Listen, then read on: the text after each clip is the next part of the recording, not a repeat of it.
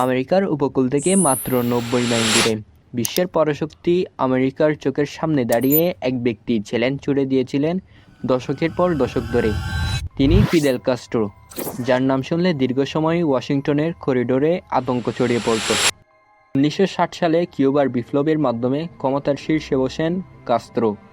তার সমাজতান্ত্রিক আদর্শ আমেরিকাকে দেয় সরাসরি চ্যালেঞ্জ। সিআইএ তাকে ক্ষমতাচ্যুত করতে শত শতবার পরিকল্পনা করেছে, বিষাক্ত সিগারেট থেকে স্নাইপার অ্যাটাক, এমনকি গোপন বোমা হামলা, কিন্তু প্রতিবারই যেন অলৌকিকভাবে বেঁচে গেছেন এই বিপ্লবী।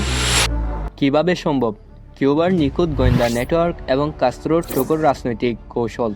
1962 সালে কিউবার মিসাইল ক্রাইসিসে তিনি বিশ্বকে পরমাণু যুদ্ধের দ্বারপ্রান্তে ঠেলে দিয়েছিলেন। আশ্চর্যের বিষয়, কাস্ত্রোর শাসনামলে আমেরিকার মোট 10 জন প্রেসিডেন্ট পরিবর্তিত হতে দেখেছেন তিনি। প্রায় অর্ধ শতাব্দী ধরে কিউবার অপ্রতিদ্বন্দ্বী নেতা ছিলেন তিনি। শিক্ষা ও স্বাস্থ্য খাতে এনেছেন অভূতপূর্ব সাফল্য, কিন্তু সমালোচকদের মতে ভিন্নমতের কণ্ঠস্বর দমনে তিনি ছিলেন অত্যন্ত কঠোর। বিপ্লবী নাকি এক নায়ক? ফিদেল কাস্ত্রোর এ রাজনৈতিক যাত্রা আজও ইতিহাসের এক অমীমাংসিত রহস্য।